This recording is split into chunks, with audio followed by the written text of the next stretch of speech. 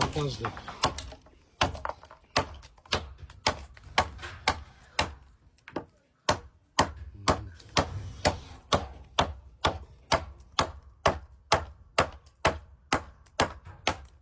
Göz verelim.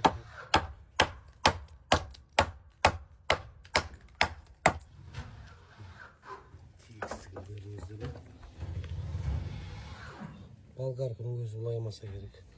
Bir şey okunuyoruz.